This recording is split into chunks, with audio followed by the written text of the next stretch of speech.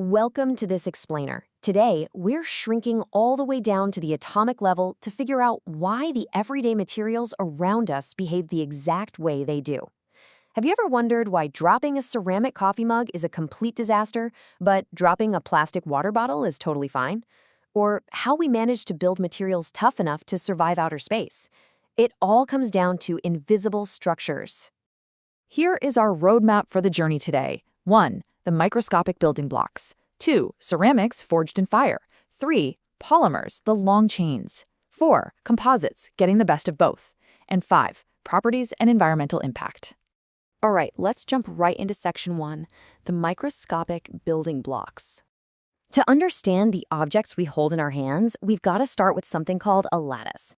Think of a lattice like the ultimate 3D scaffolding. It's this highly organized, continuously repeating geometric structure that holds atoms, ions, or molecules perfectly in place inside a solid crystal. Basically, it's the architectural blueprint of a solid. And just changing that 3D arrangement, it completely rewrites how material behaves in the real world. There are different microscopic stacking patterns, things like face-centered, body-centered, or hexagonal close-packed.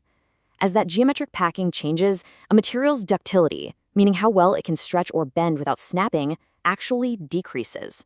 It's honestly fascinating that a material's physical toughness literally just comes down to how microscopic spheres are stacked. So what's holding those spheres together so tightly? That brings us to chemical bonding, the invisible glue of our lattices. We've got ionic bonds connecting metals to nonmetals and covalent bonds connecting nonmetals to nonmetals. Whether they're peacefully sharing electrons to find valence or just straight up stealing them, like a terrible roommate, these attractive forces are what keep our 3D lattice from just falling apart. Take materials like alumina and silica. Alumina is held together by ionic bonds and silica by covalent bonds, but they both create these massive, tightly packed, repeating 3D grids. These giant lattice structures are going to be absolutely crucial for understanding our first major material category. Which brings us to section 2, ceramics, forged in fire. Those invisible, giant 3D lattices translate directly into macroscopic items we use every single day. We're talking hard, brittle ceramics like clay bricks, porcelain teacups, granite countertops, enamel coatings, and yep, even glass. These inorganic, non-metallic solids are literally everywhere. But how exactly do we make them?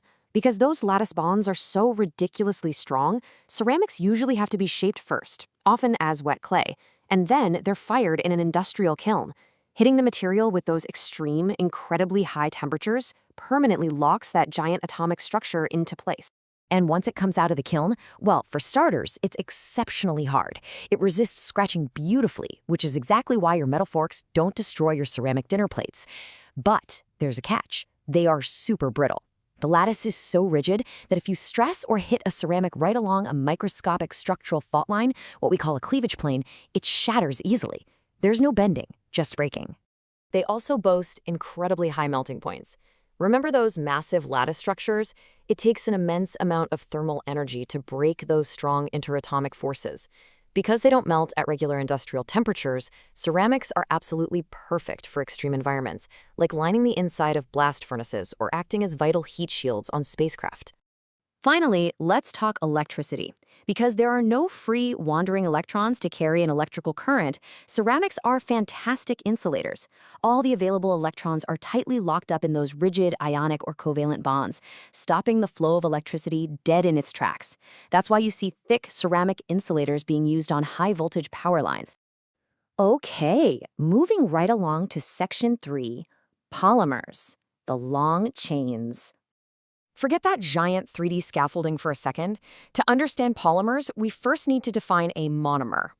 A monomer is simply a single isolated building block made of a few atoms that has the chemical ability to bond to other similar units. If you think of a monomer as a single Lego brick, a polymer is what you get when you snap hundreds or thousands of those tiny bricks together.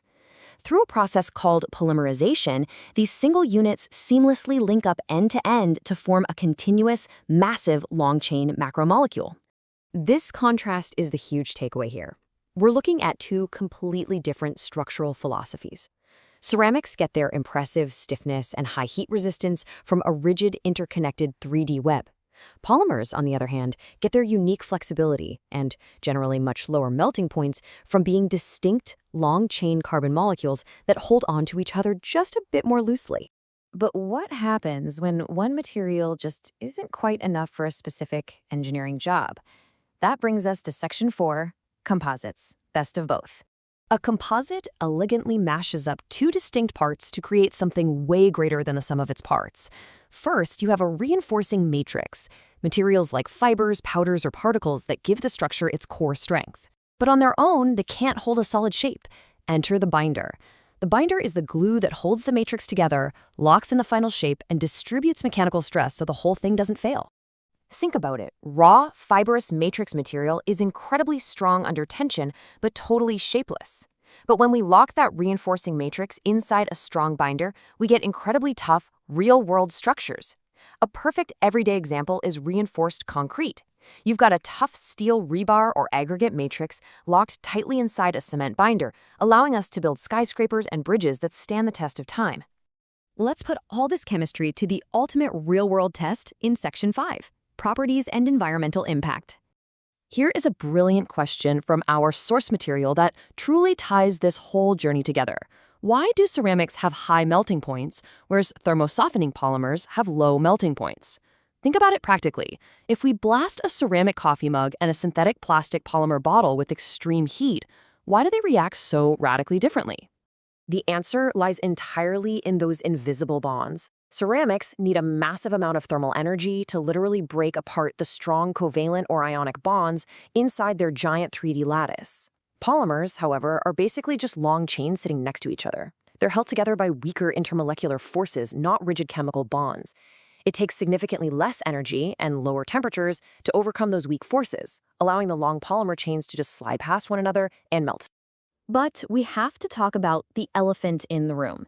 That impressive chemical stability we engineer into synthetic polymers comes with a severe downside for our planet. Because they don't break down naturally, their non-biodegradable nature causes massive environmental disposal problems.